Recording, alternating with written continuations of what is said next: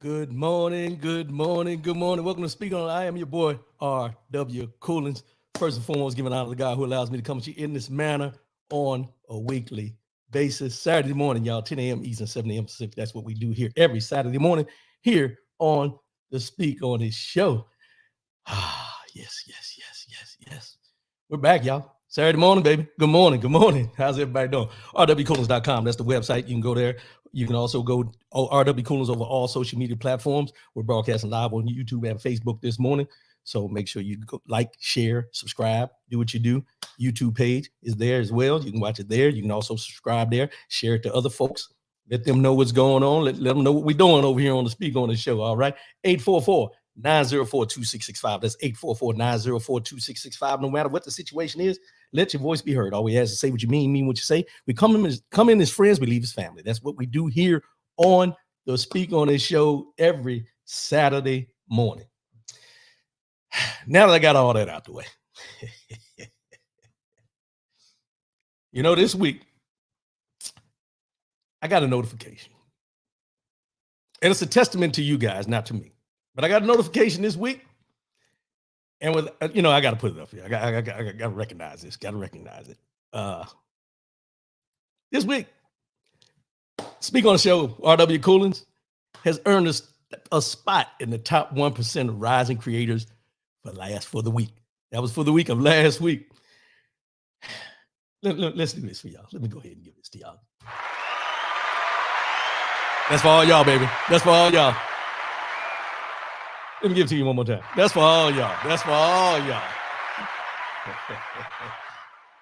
That's for all y'all out there. I appreciate you.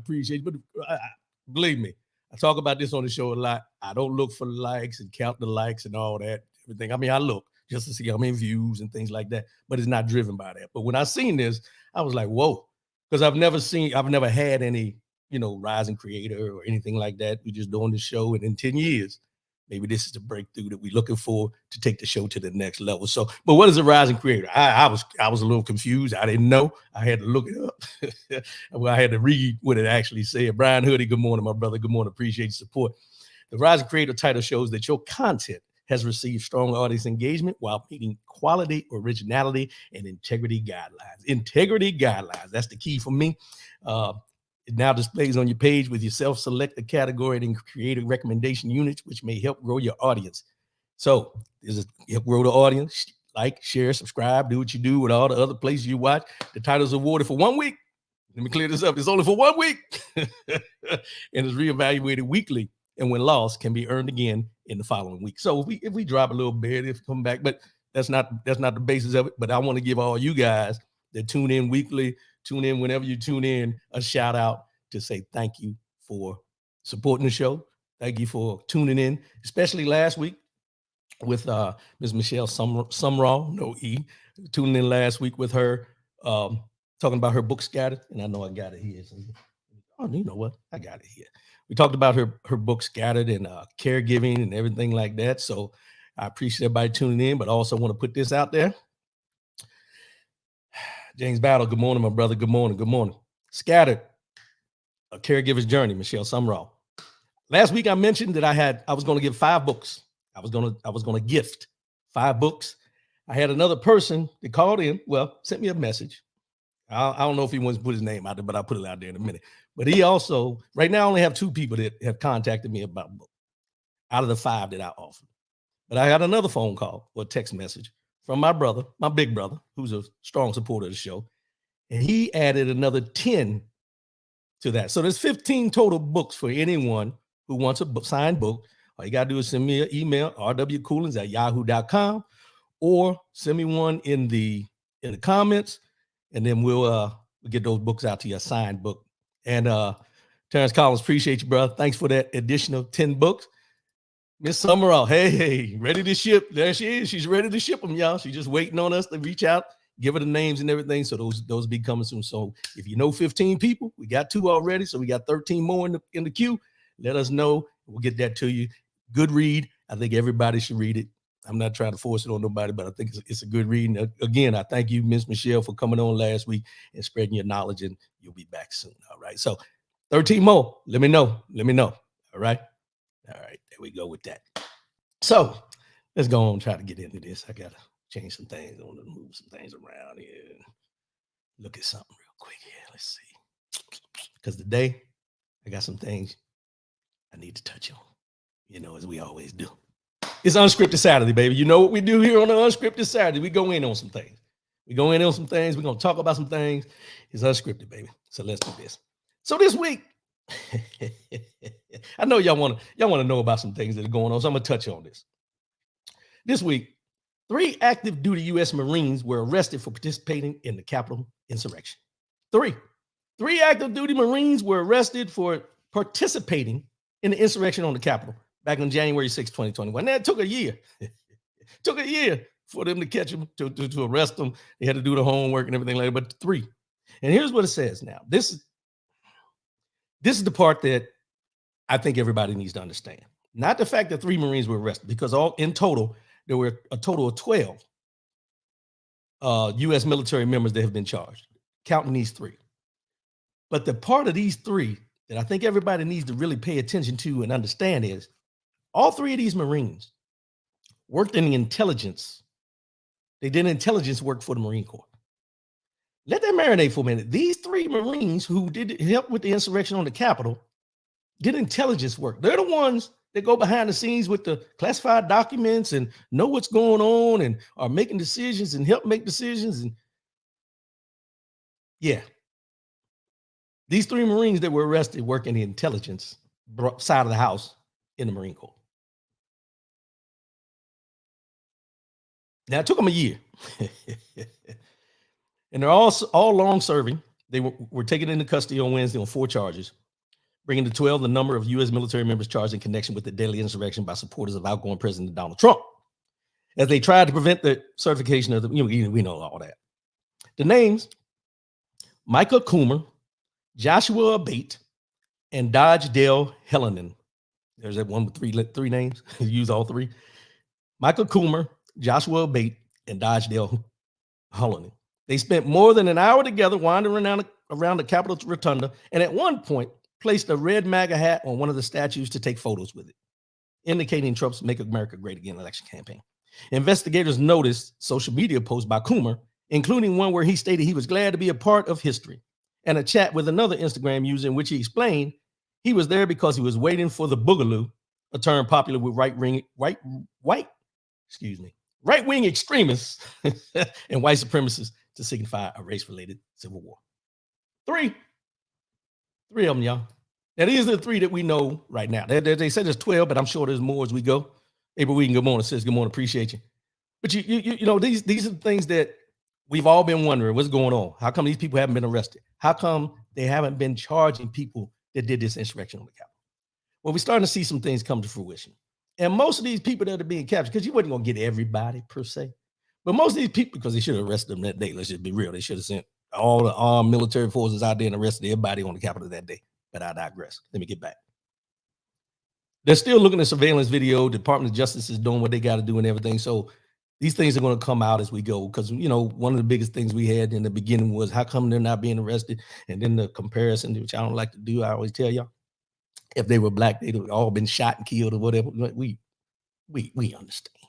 We understand. But it's the principles of it. All three have been enlisted for more than 4 years, have good conduct medals, and that each works in demanding jobs tied to the intelligence community. At least one holds a significant security clearance. Now, that could go a couple different ways because, you know, it's, you know, top secret and then top secret SCI, you know, scope thing, you know, this one high ones or whatever, but one of them holds that. So he's able to see things, he's involved in things. The men face misdemeanor charges, including trespass, disruptive and disorderly conduct, and obstructing government business. Throw the book at them. Throw the book at them. Throw a book at all of them that was up there at the Capitol. Let's just be real. It's not just because they're active duty, I feel that way, being a veteran myself, but they knew where they should have been, and knew where they shouldn't have been, and they knew what they shouldn't have been doing. Hold them accountable to the fullest extent. I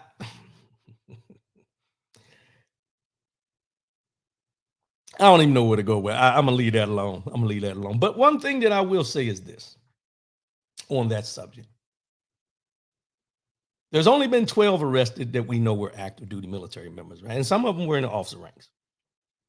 Let's see how many more come out of this. How many more? Because there's one thing that I understand, and I was an active duty member, and there's other veterans out there and everything that didn't agree with everything that was going on at the time. But there's guidelines of what you can do, what you can't protest, where you can't be, and all that kind of stuff. But trespassing and all that kind of stuff, hold them accountable. That's all I'm saying. Because we've been held accountable for lesser things. Yeah, you get held accountable for not showing up for work or being late for work, depending. But there's a new thing that we talked about on here many times, and you heard me say it many times. Now that the Republicans are in charge, Shell Sumrow, there's legal and illegal. Exactly. There's legal trust. Well, yeah, I'm gonna leave it alone. Yes, legal and illegal. And illegal means you were somewhere doing something you wasn't supposed to be doing. Hold them accountable. Hold them accountable. Hold them accountable. James Battle, they're charged with misdemeanors. They should be also charged under UCMJ if they haven't already. Oh, I'm glad you mentioned that, because in that article that I was just reading, and I kind of skimmed over it said that the Department of Defense, Marine Corps is aware that these guys have been charged, and whatever comes out of that. Normally what happens is this. I don't know if everybody understands this. I know, James, you was a veteran, but normally if you get charged in the civilian sector while you're active duty, they wait to see what the outcome is in the civilian sector, and then it comes back to the UCMJ as far as what the punishment is. So it could vary, but a lot of times the UCMJ tends to be more stringent than whatever the civil penalty was, because there's a certain, the integrity comes into play and all those type things. So we'll see how that works. And Teresa, good morning. Good morning. Appreciate you. Thanks for tuning in. Thanks for always be tuning in. I appreciate you. OT, good morning, my brother. Good morning. Big Al, good morning. What James Battle said. Yeah, UCMJ, hold them accountable. Hold them accountable. Some of us got Article 15's UCMJ punishment for breaking curfew while we were in, tech training school. I'm guilty. I broke curfew. I knew when I was supposed to be there, but I wasn't there, and they held me accountable. So if they can hold me accountable for not being where I'm supposed to be on time, or not being in that dormitory at the time I was supposed to be, they need to hold them accountable for being in that Capitol when they wasn't supposed to be there. Just going there. Jerry L. Page, that is correct. Appreciate you, bro. Yes, sir. Thanks for tuning in. We all understand. All the veterans chiming in. We know. Hold them accountable. Republicans All those Republicans. I ain't saying all. I'm just saying some of the mindset. Social Security, Medicare. I've been talking about this for a while. And now it's coming to fruition, or it's coming to a battle. It's going to become a battle here. Because we got the debt ceiling that they've kind of pushed off till June, which is what they put some things in place to hold off till June, where we'll go into debt and stop some things. But this week, the big push has been, if Joe Biden doesn't sign, or if he doesn't go along with the Republicans as far as what they're trying to do with Medicare, Social Security, and everything, Republicans are threatening that they are not going to pass a budget and we're going to go past our debt ceiling. Joe Biden said, I ain't signing. Joe Biden said, I ain't signing. And we should all be looking at that. He shouldn't sign it. He shouldn't sign it. Yeah, let's talk about it, OT. Let's talk about it. Anybody wants to chime in on this. Let's do this. Let's do this. Because they want Social Security and Medicare cuts as part of its debt ceiling plan. But here's the funny thing about it. Donald Trump this week, who y'all know I don't agree with on many occasions, he came out this week and he's against the Republicans cutting anything dealing with Social Security and the debt limit. Now, I don't know where but I looked at this article, and a lot of us who don't agree with Donald Trump will agree with him on this. Back when he was running, when he came down the escalator, one of the biggest things everybody concentrated on was the fact that he said, the Mexicans, people come across the border, are sending their rapists and they're not sending their best people and everything. But one other thing he said that they always gloss over was that he would not allow anybody to touch Social Security and Medicare. A lot of people lost on that because he did say it. I found it in this article. And that's nearly 8 years ago when he said this. But now the Republicans are trying to cut Social Security and Medicare, holding it hostage against the debt ceiling. And Donald Trump spoke out this week and said, no, y'all shouldn't do this. And he said this specifically: don't lay a finger on entitlement programs as part of the debt ceiling showdown with the White House. Under no circumstances should Republicans vote to cut a single penny from Medicare or Social Security, Trump said in a video message. Cut waste, cut fraud, and cut abuse everywhere that we can find it, and there's plenty of it, former president added in the new 2-minute video. But do not cut the benefits of our seniors who have worked for, and paid for their entire lives. Trump was president for 4 years, and here's the caveat to that. Trump was president for 4 years, and not only did he fail to score dramatic victories over waste, fraud, and abuse, he also endorsed cuts to the same programs he vowed not to cut. The only ones he didn't cut was Social Security and Medicare. He didn't allow them to do that, but there was other social programs that he allowed them to cut. I bring this up to let you know that you got to start listening to the big picture. Now, I said when he came down the escalator, that's what he said. But what he did, the reason he said this at the time when he came down the escalator was because all the other Republicans that were running for the nomination were for Social Security and Medicare cuts. So when he came down the escalator, he had to find something to get him in that niche. To have people get on his side. And what he said was, don't cut it. And now that he's not president and he's looking for a run in 2024, he wants to stand out like he's against what the Republican Party is doing and saying that there should be no cuts to Medicare and Social Security. I think it's smoke. Personal opinion. This is all about jockeying for position for 2024 right now, because everyone knows, just like you and I, everyone knows Social Security and Medicare is going to be a thorn in the Republican side if they do anything to cut any type of money that our seniors are getting, that we're going to be getting, or people close to retirement are getting, that we've paid into since we started working at 13, 14 years old.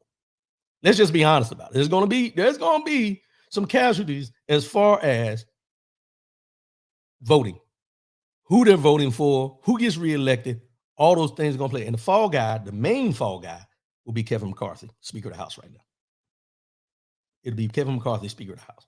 Joe Biden said he ain't signing. He's going to veto it. So we'll see how this goes.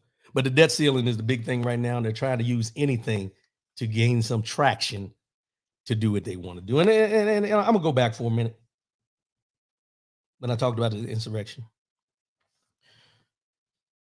I missed it because it was last week. We had a special guest. But did everybody pay attention to what was going on in Brazil? Was it Brazil?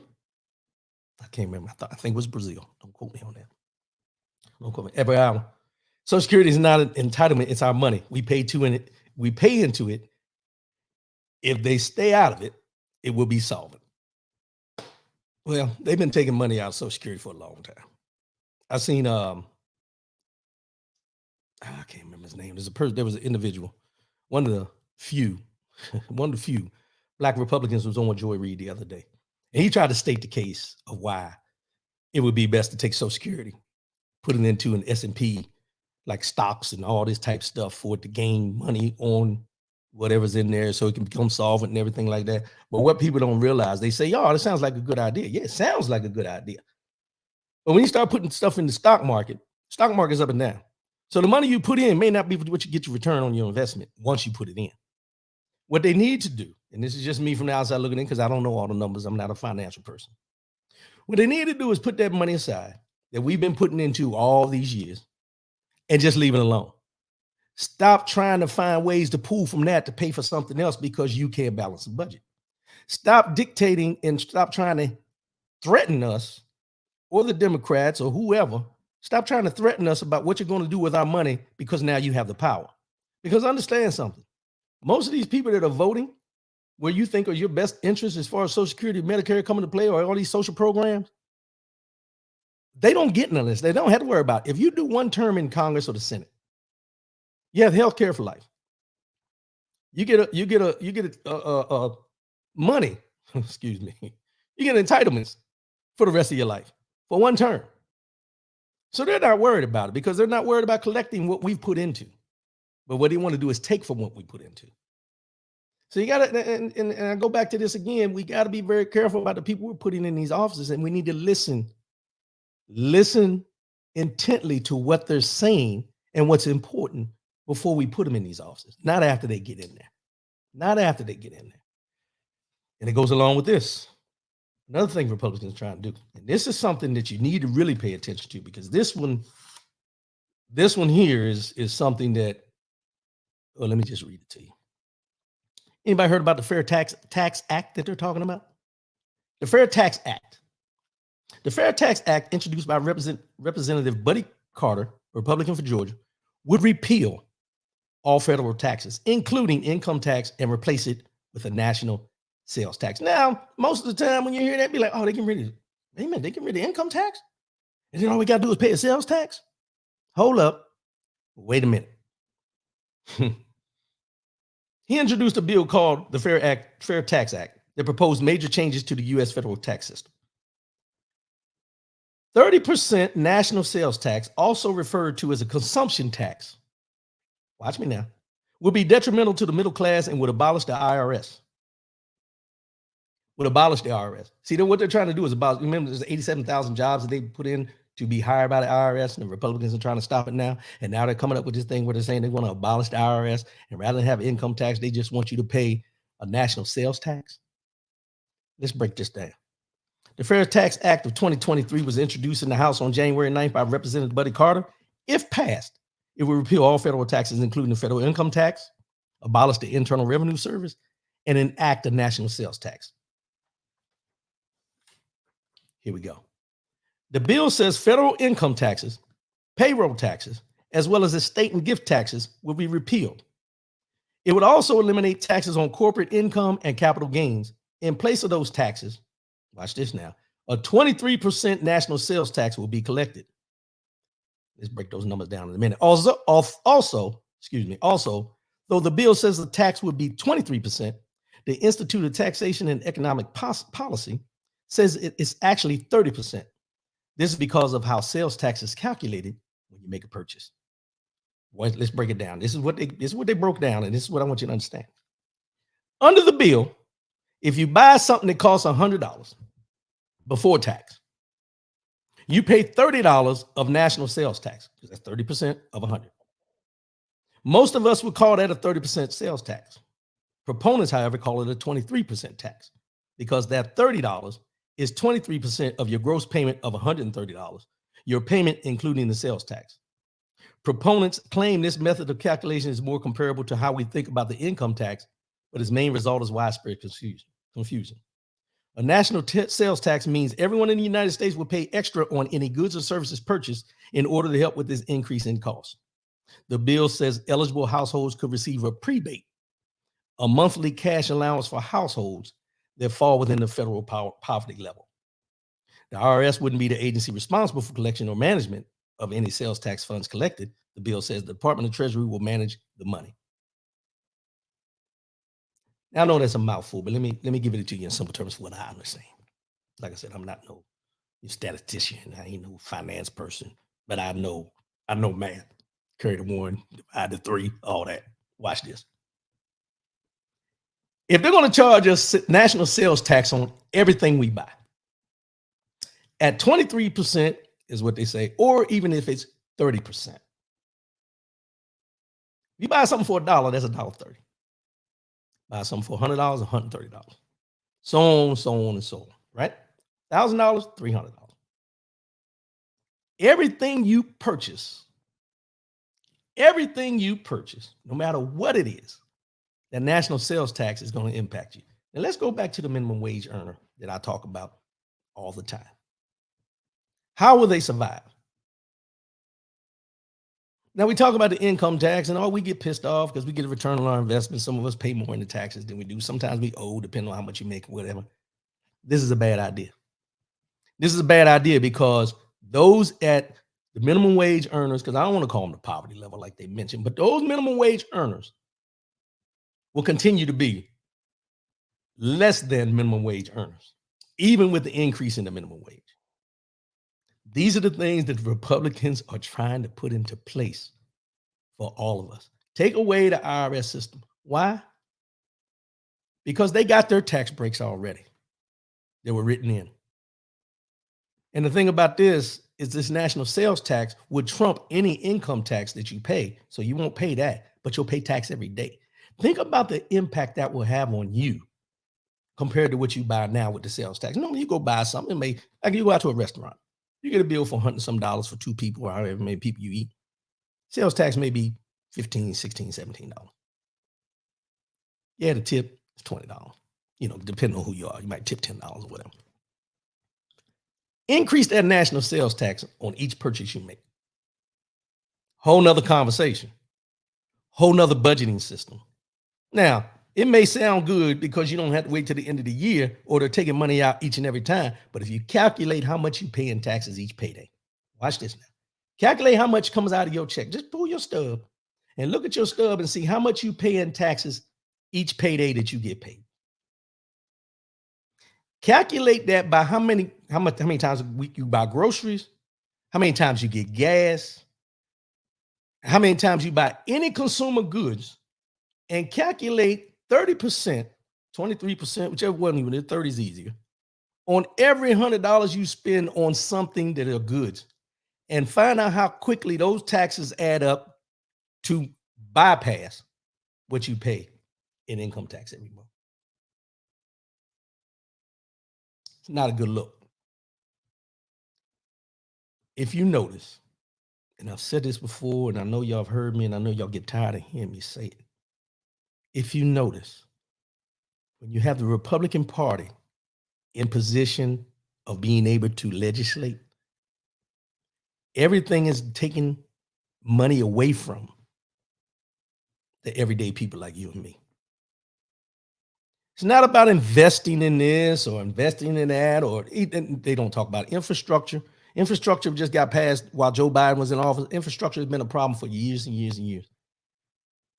But now that they have money, they want to take and pull more money from you than invest it in this country when they say make America great again, but they don't want to put money into the country.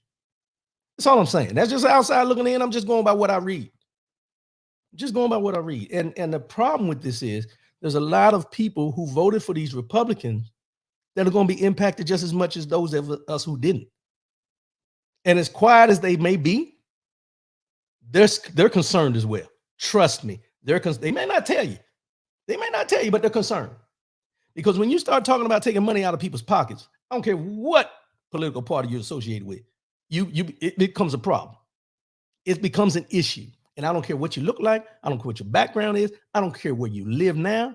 I don't care if you live in poverty or if you're the richest person. When they start talking about taking money out of your pocket, it impacts you and it starts affecting you.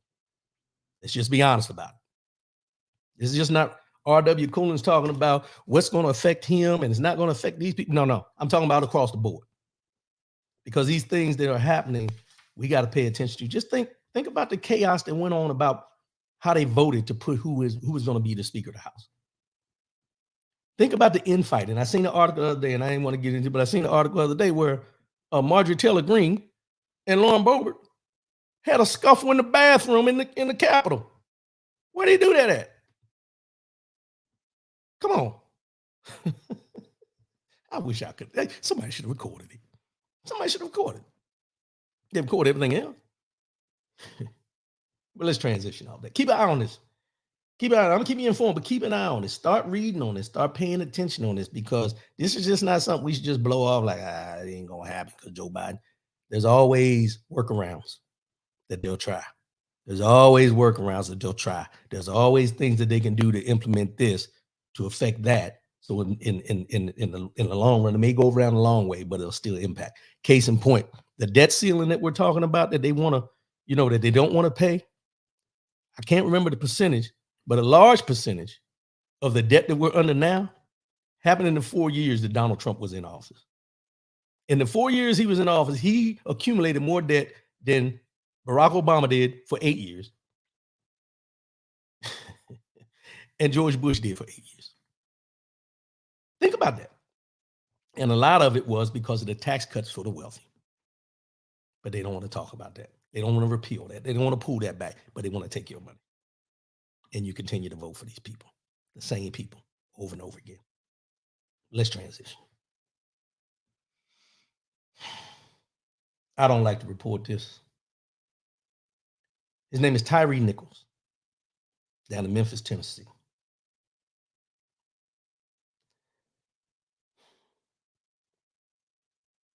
He died on January 10th, 3 days after a traffic stop, where 5 Memphis police officers stopped him for a traffic stop. He ran. Supposedly they beat him up pretty bad. Said he couldn't breathe. And I don't say this because, anytime, as we talked about on George Floyd, or any cases like this we see, we should all be in an uproar when people who are paid to protect and serve or sworn to protect and serve don't do what they're supposed to do. But this was a young black man beaten to death, who died 3 days later while he was in the hospital by 5 black police officers. Now, does the color matter? No. But does the color matter? Yes. Because we can be in an uproar when we see what happened to George Floyd by Derek Chauvin and those other officers. But for us not to be in an uproar about these 5 Memphis police officers who beat up this young black man over a traffic stop, we should all be upset about this. Because it just goes to show that it's not just police brutality from the white version, as we like to say.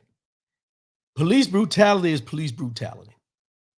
And here you have 5 black men who killed this young black male, someone who looked like them, someone that they're told to sworn to uphold and defend the laws and everything like this. And they beat him to the point where 3 days later in the hospital, he died.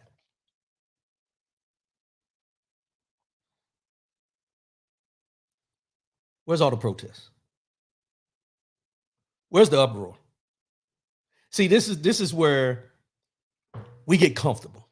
Let's just be honest. We get comfortable because as much uproar as there was about George Floyd and what we've seen, and maybe it was because it was on camera. I don't know, because the video has not been released yet. But the uproar we had about what happened with George Floyd up there and the national media attention that was on what happened to George Floyd, where people were saying, well, he deserved to die because he was a criminal or he was high and all these different things, and we defended him wholeheartedly. We should be doing the same thing for Mr. Tyree Nichols down in Memphis, Tennessee. But I have heard only a blip about what happened in this situation. Jerry Page, they're trying to tell me that 5 black officers could not restrain one individual. That's BS. There it is.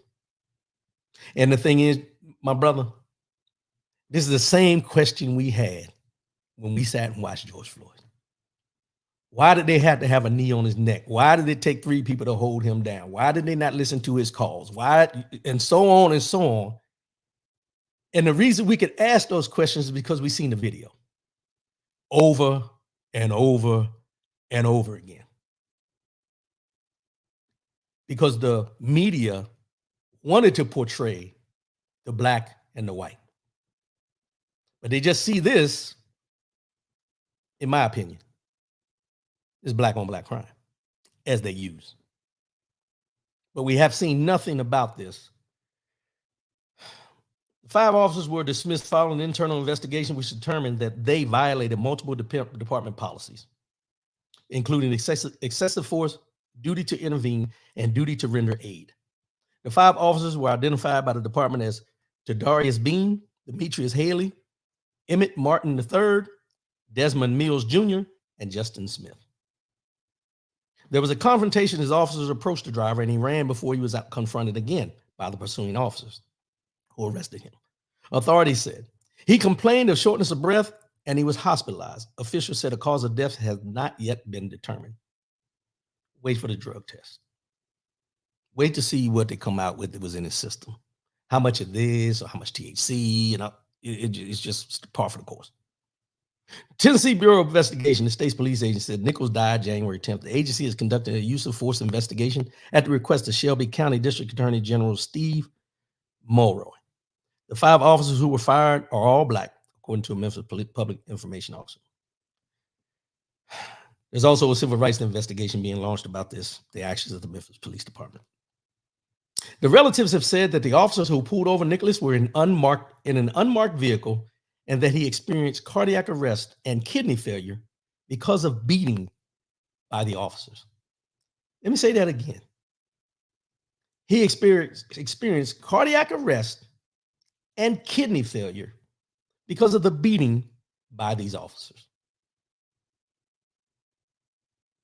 The video footage of the arrest will be released after the police department's investigation is completed and the family can review it. Tyree Nichols' stepfather, Rodney Wells, said during the service that Nichols' supporters want the officers involved in the arrest to be charged with first-degree murder. We're not going down without a fight. Sad state of affairs down there in Memphis, Tennessee. But it goes to what we always say. When it's white officers pulling over African-American males, black males, whichever one you call it. How come they didn't show restraint? How much force do they need to use to 5 people to, let me back up. How much force does it take for 5 people to apprehend one young man without all this bodily harm? If we can ask it when white officers do it, we should ask them when black officers do it. There should be no gray line in between. Oh, well, no. But where is the reporting on this? Where is the outrage on this? Because we don't have a video to see it? We talk about, and the media talks about, Chicago, the gang violence, the black on black crime, as they like to label it, is just murder, if you ask me, but that's just my opinion. But we hear this in the media all the time. And you would think that being this was 5 black officers against a black man, that they would have it all over the media to show it's just not white officers doing this to black people. You would think. But if you don't report it in the manner of what it was, then it doesn't show the true fact that there's always bad apples within any system that is established. No matter what they look like, there's bad apples. How you weed those bad apples out is you call them out. But out of those 5 officers that we're talking about right now, not one took into account that this young man that they were beating into cardiac arrest and kidney failure looked like them. Not once did they take into account that he could have been one of their nephews that was being treated that way. Not one time did they take into account that this could have been one of their sons that was treated this way.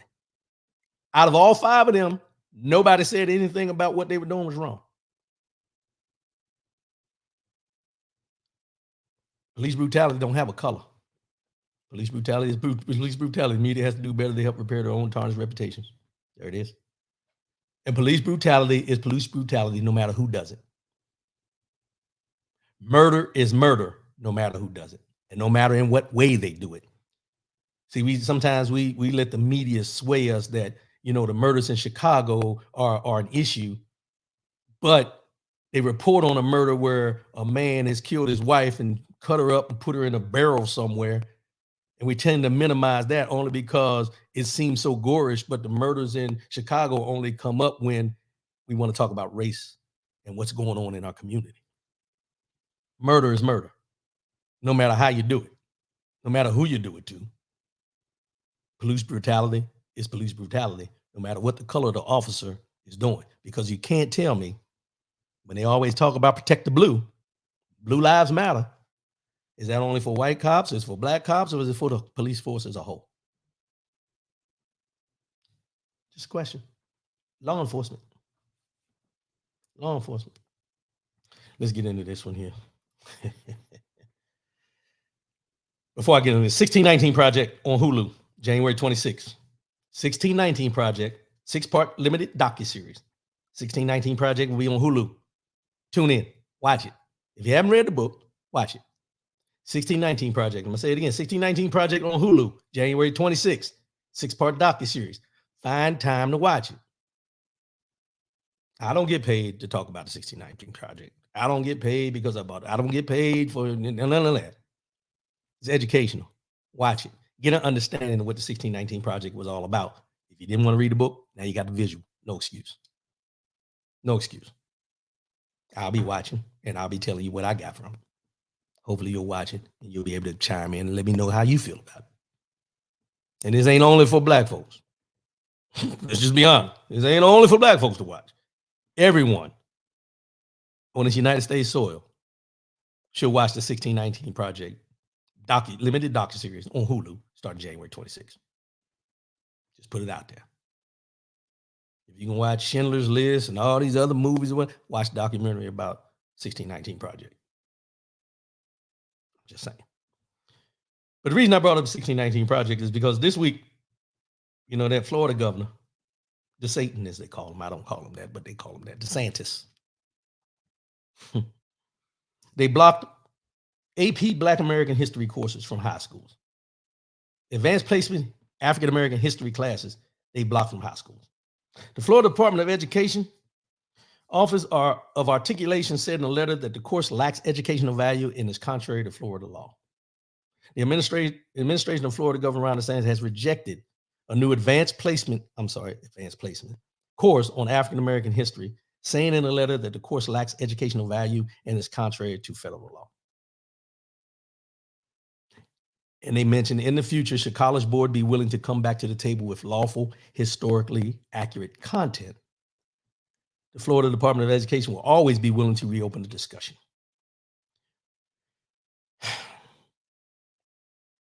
But here's the problem.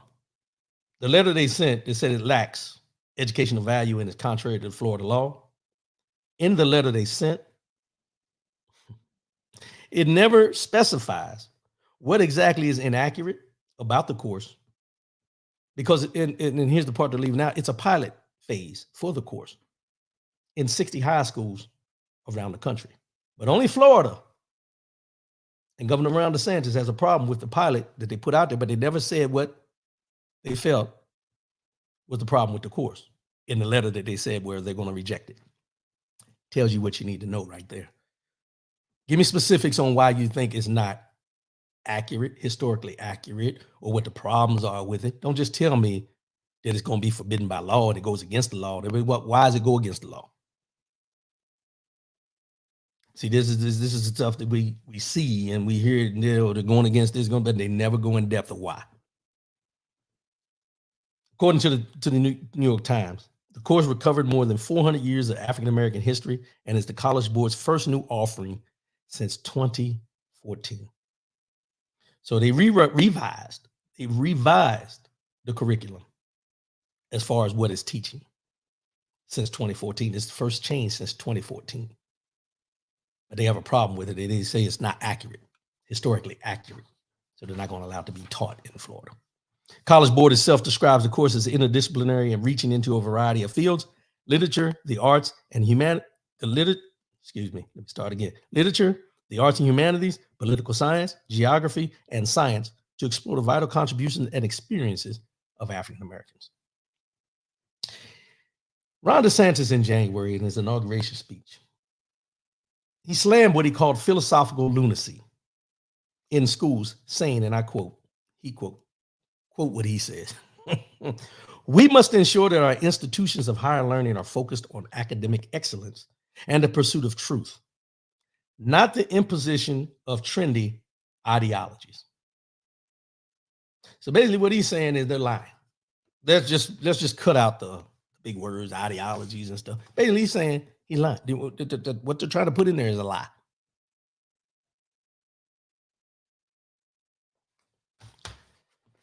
Florida, y'all need to get it together. So last week, while we had Miss Michelle on, we talked about healthcare and taking care of yourself. James Battle, they're allowing an AP class for European American Studies. Yeah, and I had that out, and I'm sorry I didn't have it up there, but you bring up a point. There was a lot of AP classes that they said they're accepting, but this is one of the only ones that they're not accepting. It deals with European American Studies. I think it had to do with something Latino American Studies. And I don't want to say the wrong things, but it's all out there on all these different ones they approved of that deal with culture. Let's just be real. It deals with culture and things on this.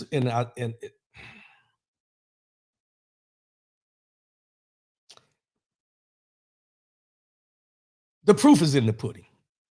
You don't have to be a rocket scientist to see what they're doing. If they approved the AP class for European American Studies, what is so different about what they're saying in that they're saying in the African American Studies? They got approved with flying colors. No problems anywhere, Florida or otherwise. Only the African American Studies in Florida. And this is a person that's talking about running for president. Keep your eyes open. Keep your eyes and ears open. But last week, as I mentioned, we were talking to Ms. Summerall. We were talking about healthcare and the disparities in healthcare and everything. And I found this article very interesting. When we talk about cancer, and it says Black people are more likely to die from certain cancers. This is a new study, and this was just published yesterday by Chanel Chandler. She's a reporter. I can't remember what organization. But it says a new study by the American Cancer Society reveals that Black people are significantly more likely to die from certain types of cancer owing to structural inequities in access to both healthcare and information.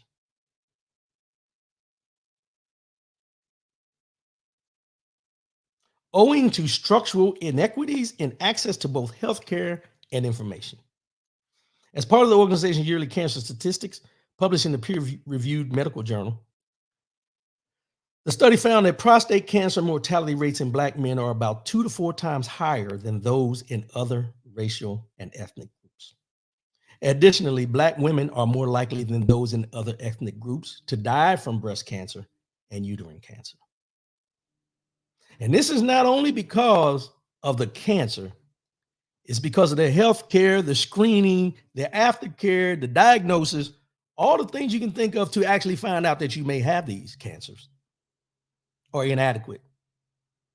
And there's a huge disparity in what kind of health care we get when it comes to cancer, which is why we have a higher mortality rate, which Ms. Summerall touched on last week. Summerall, excuse me, I put an E in there. The biggest impact is lack of access to diagnostics, to prevention, and to treatments. That's clearly the biggest gap. And that's something that has to be addressed. Lack of access is partially just lack of penetration of information. The scope of cancer diagnosis is vast. The new study projects that, once you hear this number now, a new study projects that there will be about 1,958,310 new U.S. cancer cases this year. Of that number, 609,820 people are expected to die from cancer. Lung cancer is projected to be the leading type of cancer death for both men and women. followed by prostate and I can't never pronounce this right now. Colon cancer. It got colorectal, but I'm gonna say colon cancer in men, and breast and colon cancer in women. So lung cancer, and then prostate for men, prostate and colon cancer for men, and then breast and colon cancer for women. Those are the highest ones. Of those 1,958,000 people who will be diagnosed with cancer this year, 609,000 will die. The highest mortality rate, let's go back. Racial disparities exist in both the incidence of various cancers and mortality rates. The highest mortality rate for both sexes combined is among American Indian, Alaskan Natives, with the rate among Black people coming in a close second. So American Indian / Alaskan Natives are number one. Black people are coming in second. A close second, not a large gap, a close second. The study found, however, that sex-specific incidence is highest among Black men. Listen to this, listen to this, listen to this. The study found, however, that sex-specific incidence is highest among Black men. When you break down the sex, the nationalities, Black men are the highest.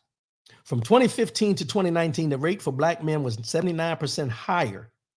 This is 79% higher than for Asian American and Pacific Islander men, who have the lowest incident rates, and 5% higher than for white men, who are ranked second. 79% higher than anybody else. Although prostate cancer mortality has dropped by 53% since its peak 30 years ago, largely thanks to early detection through widespread screening and advances in treatment, the incidence of cancer of the prostate is particularly high among Black men. Prostate cancer is 70% higher in Black men than in white men, 2 times higher than in American Indian, Alaska Natives, and Hispanic men, and 3 times higher than Asian American and Pacific Islander men. Cancer screening is potentially more beneficial for Black men, the study says, because they are more likely to connect genomically aggressive cancer. And this is something that I underlined I want this to stand out. It's not well understood why, but Black men can be diagnosed with prostate cancer that looks to be not very aggressive, the same type as in a white man. But then, for some unknown reason, the same cancer in a Black man will go on to cause death, and it's not understood why that is. So that's why Black men benefit more from screening and need to have those screening conversations earlier. Now let's stop there for a minute. I'm a true proponent of healthcare. I'm a true proponent of getting yourself checked. I'm a true proponent of you going to the doctor when something's wrong. When I read this here about us and prostate cancer does not have to be a death sentence. Let's just be frank here. Prostate cancer does not have to be a death sentence if you're doing your checks like you need to do them. If we know the statistics are this high amongst Black men, and we still refuse to go and get our prostate checked because we're more concerned about being uncomfortable than we are about living, we got to do better. Let me say that one more time. If we're more worried about being uncomfortable for a prostate exam than we are about living, we need to get our priorities straight. I've heard many men say, but when they talk about the colonoscopy, when they talk about the prostate exam, and we got to be better with this. We need to get this mentality of homophobia out of our mindset because somebody has to go into your anus to check your prostate. We need to get away from this. I'm sorry. Something so simple, we make so extreme. I'm adamant about this, y'all. Black men should not be dying at the rate we're dying from prostate cancer. Whether the disparities are there about health care and all these things, we have a choice to take our asses to the hospital. Once you turn 50 years old, and if you have prostate cancer that runs in your family, you should be going sooner. But we need to get off our, per se, asses and go in and get checked regularly to make sure that we're not sitting on something just because we have this vision or this phobia that we don't want somebody to go in somewhere where we don't feel comfortable. You're going to check your health, not for a pleasurable event. Get that out of your mind. Do you know how many people probably could still be here on this earth if they would have just let that go?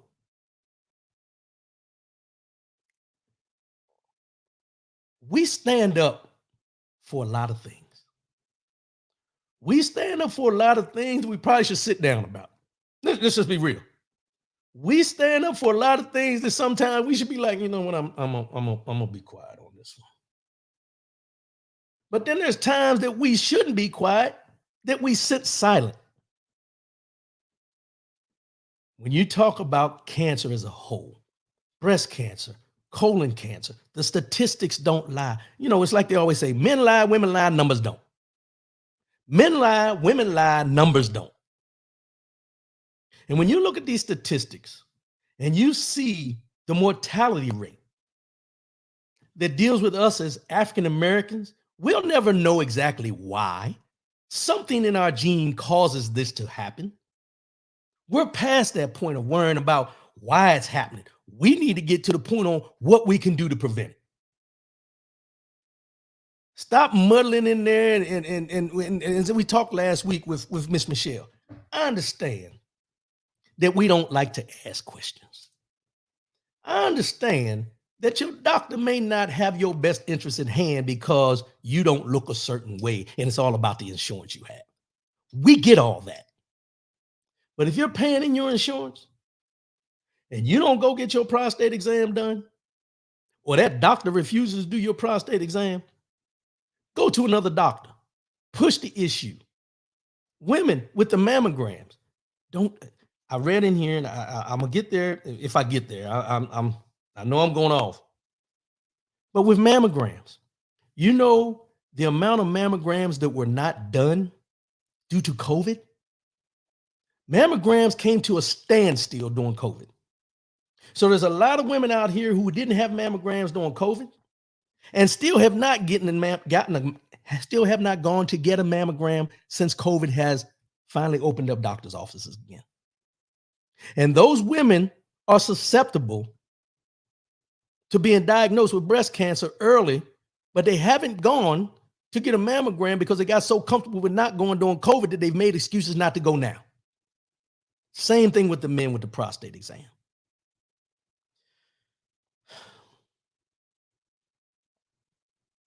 It's recommended that all men start having a conversation with their primary care provider at age 50 about the benefits and harm of prostate-specific antigen testing, PSA testing, with a discussion of the individual risk.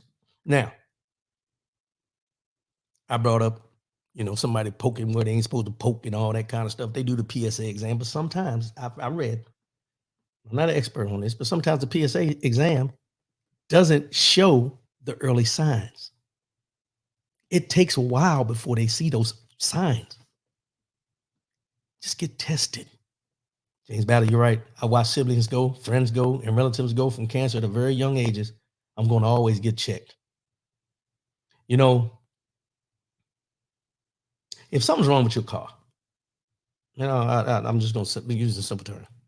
If your car ain't running right, it starts stuttering and puttering and everything.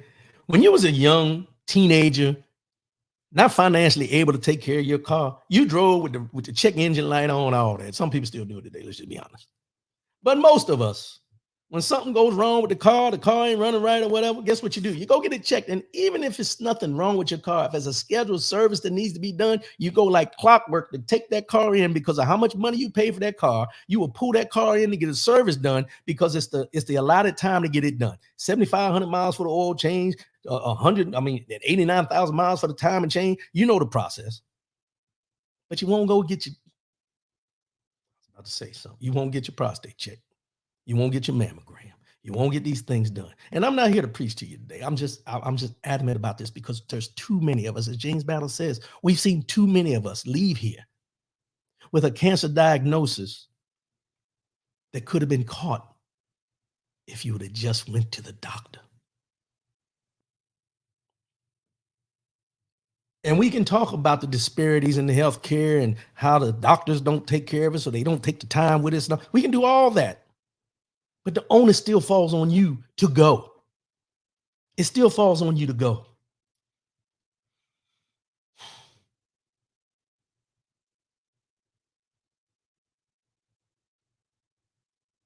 American Indians, Alaska Natives, and Black women have the highest mortality rates from cancer. 16% and 12% higher, respectively, than white women. Although Black women have a 4% lower incidence of breast cancer than white women, their breast cancer mortality rate is 40% higher. So Black women have a lower incident case of breast cancer, but they have a higher mortality rate from breast cancer. Black and white women have about the same incidence of uterine cancer, but Black women are twice as likely to die. It's partly because Black women are diagnosed with more aggressive subtype. It's called non-endometrial. And Black women are more than twice as likely to be diagnosed with this subtype. Overall survival for white women is 84%. 84% of white women will be alive at 5 years after diagnosis compared to 64% of Black women. That's just not acceptable. And this deals with the disparities in healthcare. 84% of white women will survive, 64%. That's a 20% difference, all because of disparities in healthcare. The study attributes the impact of cancer mortality in the Black community to racial disparities, saying it is largely a consequence of less access to high quality care across the cancer continuum. Racial disparities in cancer occurrence and outcomes are largely the result of long-standing inequalities in wealth that lead to differences in both risk factor exposures and access to equitable cancer prevention, early detection, and treatment. Ultimately, disproportionate wealth stems from hundreds of years of structural racism. Let me start that again because I want y'all to really hear this when it comes to the inequities, the disparities. Ultimately, disproportionate wealth stems from hundreds of years of structural racism, including segregationist and discriminatory policies in criminal justice, housing, education, and employment that have altered the balance of prosperity, security, and other social detriments of health. According to the World Health Organization, the social detriments of healthcare are defined as the conditions in which people are born, grow, work, live, and age, and a wider set of forces and systems shaping the conditions of daily life. For example, factors like housing, basic amenities, environment, access to affordable healthcare services, food, security, and income can be linked to life expectancy and mortality from disease. So it doesn't eliminate the fact that we need to get checked. But one of the other factors we have to take into is the disparities in how our healthcare is given, how we get to healthcare. Can we get there? One of the major determinants of how long you're going to live are factors like what your zip code is. Listen to that now.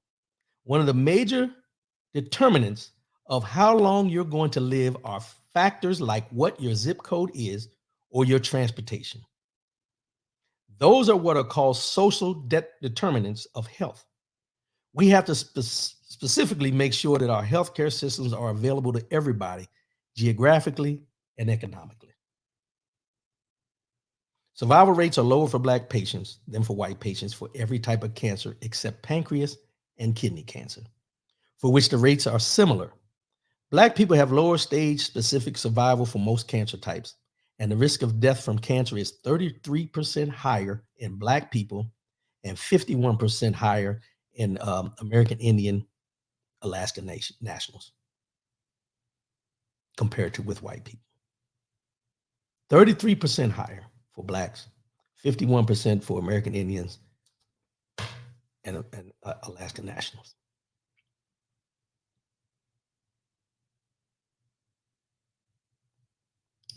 Get your checks, y'all. Don't take no for an answer. Don't take no for an answer. Take care of yourself. Get your checks when you're supposed to get your checks. Just like you change your oil when you're supposed to change your oil.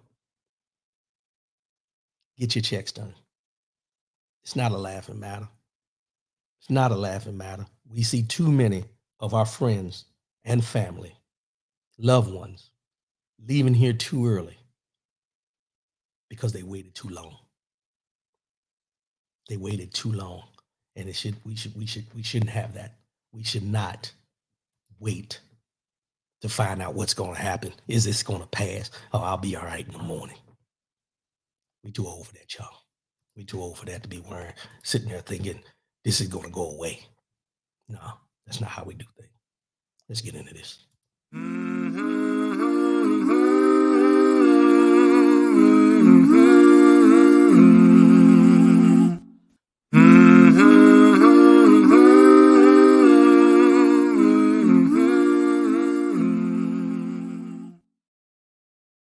Mind, body, and soul. Mind, body, and soul. It's year 2023. This year, we just be you. Getting back to being you. No resolution. You know, you make resolutions to make change. Why don't you make resolution about just being you? And I don't do resolutions. I do lifestyle change, but that's another conversation for another day. But let's get into this. Today's quote for the mind, body, and soul comes from Paulo. I can't pronounce his name. Paulo Coelho. Sorry about that, sir.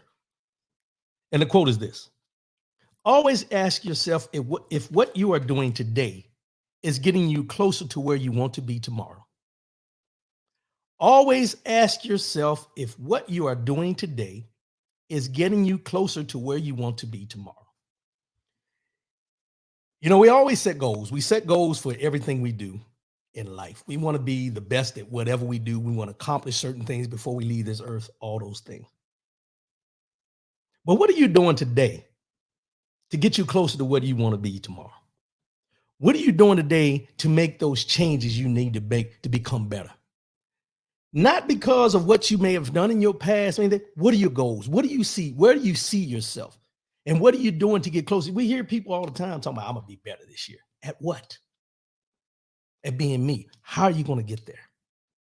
What are you doing today to get to that point? What are you putting aside? What are you stopping? What are you going to stop doing? What are you going to do to make yourself better, to get to the point that you want to get to where you can finally say, I'm better? Because it's growing. Growing is constant. Growth is constant. But we always talk about, we judge people. Let's just be honest. We judge people when we hear and say, I'm going to be better next year. I'm going to be better. But what are they showing you that they're doing? And you may not see it all the time. But what changes are you making? What are you doing to be better today than you were yesterday? And what are you doing today so you can be a better tomorrow? See a better tomorrow. That's what it's all about. We concentrate on the what ifs. We always concentrate on what if this, what if that, what about what is? When are we going to concentrate on what is? The fact that I'm trying to be better, the fact that you're trying to be better, what are the steps you're taking? What are you doing right now? Right now. That's going to make you a better person tomorrow. Because we can have the goals, we can have the view, the vision and all that, but what are you doing? You know, they always say you got to take that first step. Sometimes it's psychological. Sometimes it's like psychological, mental. Sometimes it's physical. The things that hinder us from trying to get to the goal. But you should let those hindrances stop you. You find alternative routes. If there's traffic on a highway, you take a side road. But you're still going to your destination. If there's traffic on the highway, you take a side road, but you're still going towards your destination. It should be the same thing in life. You may hit a bump in the road here, a bump in the road there today. But what are you going to do today that's going to set you up for success tomorrow? Keep pushing, keep fighting. Don't change who you are just to become something someone else wants you to be. What you work on today should be putting those steps in place of what you're going to do tomorrow. Supplanting that legacy of where I'm going, what I'm trying to do, what I'm going to accomplish. Don't give up. The worst thing you can do is give up. Keep pushing, keep striving. Always ask yourself if what you are doing today is getting you close to where you want to be tomorrow. Football playoffs are going on. How many people are going to sit back and put something off that they should be doing today to make themselves better tomorrow because they want to watch a game? You could be doing something more worthwhile. And I'm not telling you not to watch football. I'm just telling you what's the greater of the two? Watching a football game or working on you? You make that decision. I don't make that for you. You make that decision. Let's go ahead and wrap this thing up. I appreciate everybody tuning in. As I always say, this show, we're doing things. Hey, we got the Rising Star Award this week, and I think a lot of it had to do with my interview last week. I appreciate Miss Michelle for coming on. We still got those 15 books out there, 12 left. Email me, text me, rwcoolins@yahoo.com, or send me a message through Facebook or whatever, and we can get you an autograph book from Miss Summerall of Scattered, A Caregiver's Journey. Reach out to me, let us know. 12 books still left. We have 15 total, so let me know. We can get those out to you. Next week, I'm planning to have a person on who used to be, he's a former DEA agent. I'm going to have him on. We're going to talk about some things like RICO charges, because I don't understand that stuff. We got this case going on down in Atlanta with I think it's Young Thug and Gunna and whoever they people, YSL or whatever the organization was, rap group or whatever. But they got some RICO charges against some murder and all this kind of stuff. I want to understand what these charges about. We're going to get into some other things about law. So I'm going to have him on next week. We're going to talk about some things, and he'll be a continuing contributor to the show. We hooked him up because he can give us some insight on, just like we were talking about with the cops today. So they murdered this young man down in Memphis, Tennessee. Y'all keep an eye on that and see what's going on. Pay attention to the Social Security debate that's going on as well. And also this tax, this national sales tax. We'll get into that as we go. But I appreciate everybody tuning in. And again, make sure you're taking care of yourself. The cancer conversation that we had today, is something that we need to have. It's something that we need to be aware of. It's something that we need to concentrate on. It's something that all of us can be affected by, but all of us have a choice in how deeply we're affected. Not saying it's going to pass you by, but at least you know what you need to do if you are affected. That's all I'm saying. As James Battle said, he's seen too many of his family members and friends go from cancer because they refused or didn't make the decision to go and get checked. Make sure you go and get checked. That's going to be the main thing. So as I always say before I sign off, love yourself, love one another, keep your head up, and most definitely, keep your faith in God. I'll see y'all again next week, and I appreciate y'all. Rising stars, baby. That's what we are. Keep tuning in, keep liking, keep sharing, and keep subscribing. I appreciate y'all. I love y'all, and I'm out. Peace. Holla at me. Wrong one.